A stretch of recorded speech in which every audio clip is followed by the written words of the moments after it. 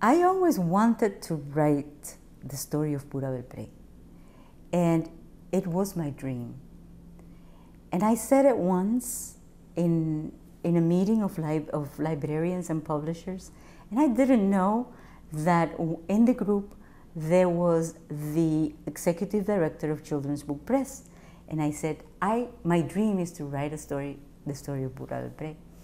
And some months passed, and I was on my way back from Denver, Colorado, from telling stories there. And I was at the airport, and I got this call from Children's Book Press, and they were calling me to ask me if I was interested in writing a story about Pura del Prey. They had one more book for that year. You know how they have so many books that they publish a year, and they wanted to do this one about Pura del Prey if I was interested. And I couldn't believe it. It was like my dream come true. And that was very special because on that trip, I was coming from a school that I was an artist in residence.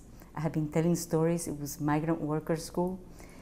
And the night before, I had been telling stories for 3 days. And it culminated with a family storytelling program. And it was raining and it was snowing. This is January. And it's snowing. And the parents were expected to come with the children, right? And the principal comes to me and says, "Don't worry if they don't come, because usually they don't come." And 7 o'clock, when the program time, they started coming. The children bringing the parents. And I could hear some of the kids that had been with me with the stories. I could hear their voices.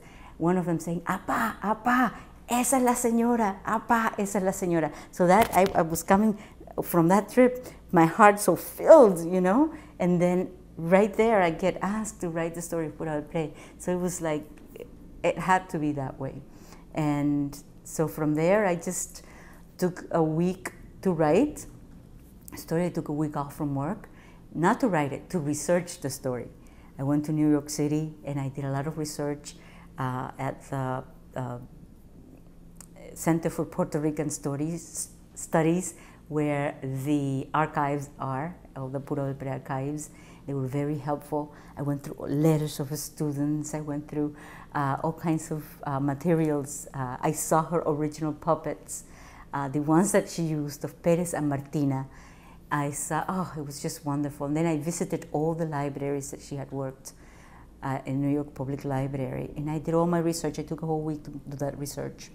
Then I took that home, and then I sat and I started looking for a voice. Who was going to tell the story? And in one of the videos, Pura del Prey herself said she did not want a story about her. And so I said, through the letters of the children, and I said, it has to be from a child, because the impact of this woman and her stories on the life of the children at the time. And so that's how I told the story about her work and the children that were luckily or that were fortunate to live in that time and go to the library where she was telling stories.